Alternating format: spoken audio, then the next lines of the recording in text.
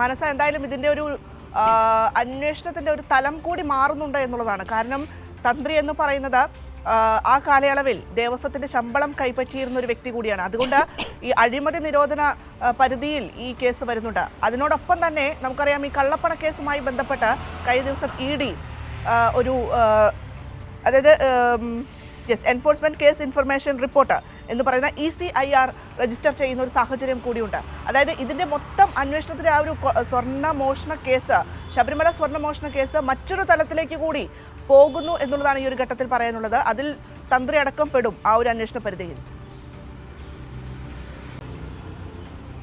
തീർച്ചയായും അത് തന്നെയാണ്. തന്ത്രിക്ക് ഇതിൽ ഉള്ള പങ്ക് വ്യക്തമായി അന്വേഷിക്കുക എന്നത് തന്നെയാണ് അന്വേഷണ സംഘത്തിന്റെ ഭാഗത്ത് ഉള്ളത്.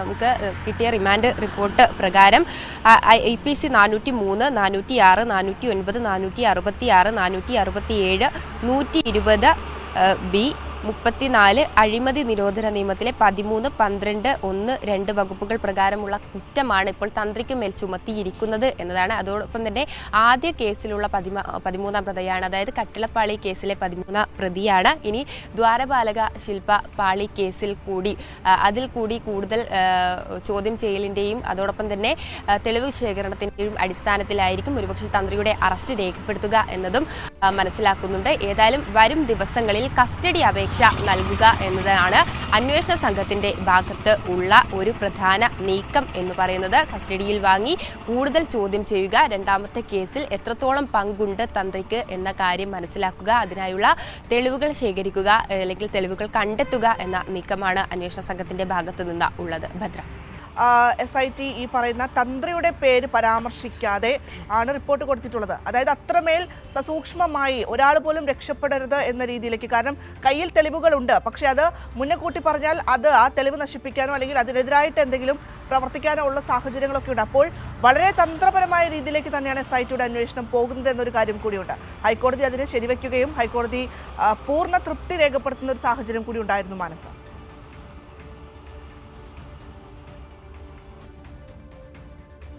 പ്രതിപക്ഷത്തിന്റെ ഭാഗത്ത് നിന്ന് ഉൾപ്പെടെ ഇത്തരത്തിൽ അന്വേഷണ സംഘത്തിനെതിരെ വലിയ രീതിയിലുള്ള വിമർശനം ഉണ്ടായിരുന്നു. CBIയിലേക്ക് അന്വേഷണം പോകണം എന്നതടക്കമുള്ള കാര്യങ്ങൾ പ്രതിപക്ഷം ഉൾപ്പെടെയുള്ളവർ ആരോപിച്ചിരുന്നു. എന്നാൽ ഇതൊക്കെയും തന്നെ തള്ളിക്കളയുന്ന നിലപാടാണ് അല്ലെങ്കിൽ അത്തരത്തിലുള്ള ഒരു തീരുമാനമാണ് ഹൈക്കോടതിയുടെ ഭാഗത്ത് നിന്ന് ഉണ്ടായത് എന്നുള്ളത് നമുക്ക് കഴിഞ്ഞ ദിവസങ്ങളിൽ തന്നെ വ്യക്തമായിട്ടുണ്ട്. ഭദ്ര എന്ന് പറയുന്നത് ഏതായാലും ഇത്തരത്തിൽ അതായത് ഏത് രീതിയിലാണോ അന്വേഷണ സംഘത്തിന്റെ അന്വേഷണം എന്ന് പറയുന്നത് SITയുടെ ഞാൻ നേരത്തെ സൂചിപ്പിച്ച് വെച്ച് വെങ്കടേഷിന്റെ നേതൃത്വത്തിലാണ് അന്വേഷണ സംഘം എന്ന് പറയുന്നത്. അതുകൊണ്ട് തന്നെ അന്വേഷണ സംഘത്തിന്റെ അന്വേഷണ രീതികളും തെളിവ് ശേഖരണവും അതോടൊപ്പം തന്നെ ഈ പ്രതികളോടുള്ള സമീപനം, പ്രതികളെ അറസ്റ്റ് ചെയ്യുന്ന രീതിയും ഏത് രീതിയിലാണ് അന്വേഷണം മുന്നോട്ട് പോകുന്നത് എന്നതടക്കമുള്ള കാര്യങ്ങൾ വിശദമായ ഒരു റിപ്പോർട്ട് തന്നെ കോടതിക്ക് സമർപ്പിച്ചിരുന്നു. അതിൽ പ്രധാനമായും തന്ത്രിയുടെ പങ്ക്, അതായത് ആദ്യ ഘട്ടത്തിൽ തന്നെ തന്ത്രിയുടെ പങ്ക് അന്വേഷണ സംഘം വ്യക്തമാക്കിയതാണ്.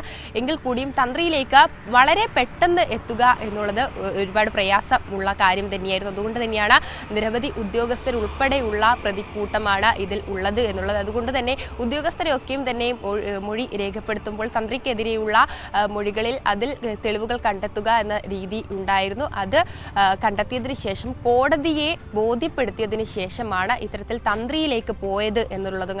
മാത്രമല്ല തന്ത്രി, ഞാൻ നേരത്തെ സൂചിപ്പിച്ചിരുന്നു, തന്ത്രിയെ വളരെ പെട്ടെന്ന് തന്നെ അറസ്റ്റ് ചെയ്യുമ്പോൾ അത് വലിയ രീതിയിലുള്ള പ്രതിസന്ധി തന്നെയാണ് ഉണ്ടാക്കുക.